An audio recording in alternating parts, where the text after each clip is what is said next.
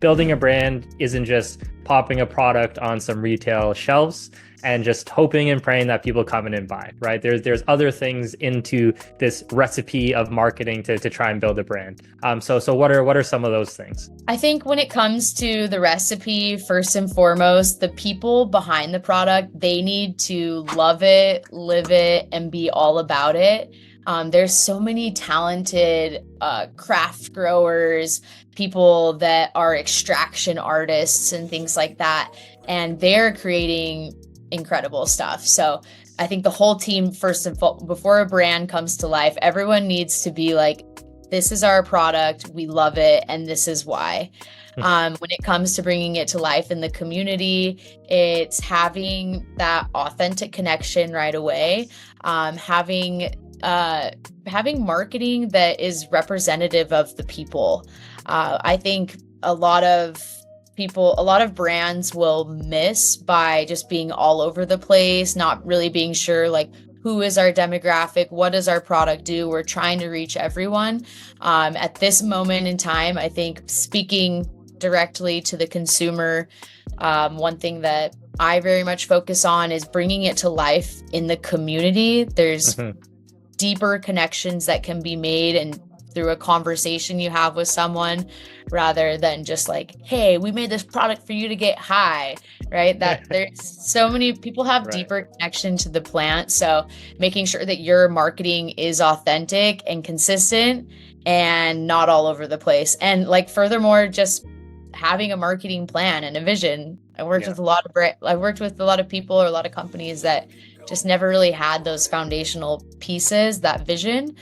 So they do get a little bit scattered and they get all over the place. So aligning on that and being consistent. What would you say are like your main pillars of marketing to get people in through the door who might not even know you exist in the first place? Well, we actually just took our window coverings down in our store, so that made a difference. Yeah, right? There's people that actually started coming in that were afraid to come into the stores before because they were worried about what's behind these dark windows. So that helped. There are lots of people that are shopping online nowadays, just through the mobile phones. I think it's important to have a good menu that reflects the community that you're in. You can't just say, hey, I want to be the craft guy that carries high-end product, but if your demographics in that, 1 or 2 square kilometers does not match that, then I don't think that's the right menu for that market. So, yeah, you do have to pick and choose the types of business and model that you want to have based on your market. Like Louis Vuitton's not going to open a store in my plaza over here, right? They're going to go to Yorkville and do it there, right? So I have to cater to my customers in the neighborhood, to try to deliver them the products that they would be looking for and be able to afford. And then after that, it's just customer service. And one of the important things that I taught my staff with customer service is I gave them special courses on how to be a good listener. I think listening is one of the most important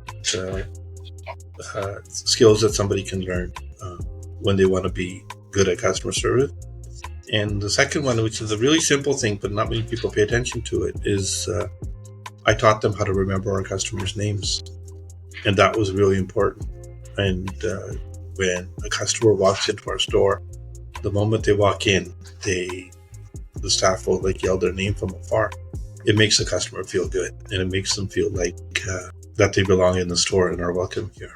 We're working with the top dispensaries in America, and I have the secrets to share with you on how they're still succeeding even with this market saturation. And to prove it to you, I've talked to 100 dispensary owners from coast to coast, and I developed this 6-stage marketing plan to help you increase your online orders, increase revenue, and also help you have a lineup of people outside your door. So if this is something you want, please check out the links now. What are some of the strategies that you use? Again, you can go super high level. You don't have to, if you have any secrets, you don't have to share. But, what are kind of the pillars that you focus on to get new customers in through the door?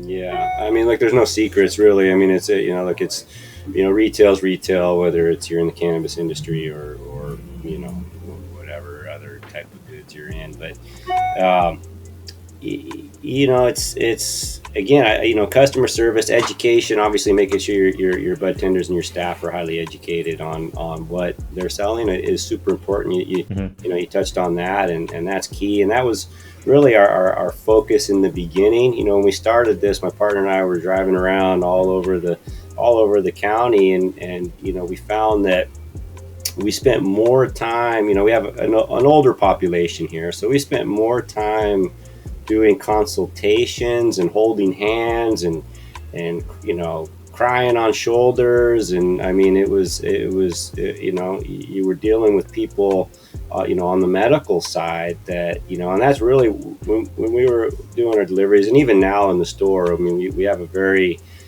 you know, we have a lot of people that come in, you know, for medical reasons, not just recreational. And you know, so I think I got lost on what your original question was, but you know, it was a lot of you know, I guess the education part and the importance of knowing your products and things like that. So you know, we worked with the local you know, the local medical community in the beginning. We had a high emphasis just on that, right? On knowing the products, making the right recommendations. And, you know, we still have doctors that will, you know, send people our way to have those discussions. Fortunately, I mean, a lot of doctors are starting to educate themselves and kind of get a better understanding now. I mean, you know, in 10 years, it's definitely come a long way, but we still have that, you know, we still concentrate on that here. So I think that helps us out at our store, you know, education of the staff and making the right recommendations to the best that we can. I mean, we're not doctors, we're not, you know, they are just suggestions and recommendations, right? They're everybody's different, everybody reacts differently. There's all those things, but you know, again, there's, you know, it's just customer service, and it helps that we are, you know, I'm born and raised here. We're in this area where we have our store, and same my business partner John. You know, he's 12 years older than I am, but he's been here since he was in high school, and you know, so we know a lot of people in the community. You know, I think being, you know, engaging in the community. You know, we've done a lot of philanthropy when we could. You know, we've had fires. We would donate to the local fire departments. You know, we would support, you know, the Carmel Foundation, which is a place that helps, you know, is a place for seniors. You know, the Hospice Foundation. You know, all these things. We would get engaged with the community, do beach cleanups, right? Just kind of, you know, I joined part of the Carmel Valley Rotary Club. You know, Nice. the Rotary clubs. They do a lot of great services, not only locally but internationally, of course.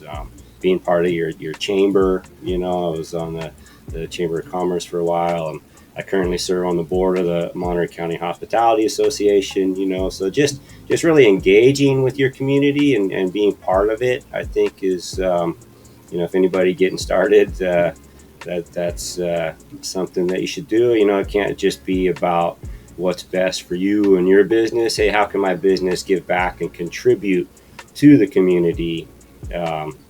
Is only gonna, it's just gonna come full circle in that way, right? And though you shouldn't just do it for those reasons alone, like I know it makes me feel really good to help where I can, and not just help through cannabis, but just help by giving my time and services.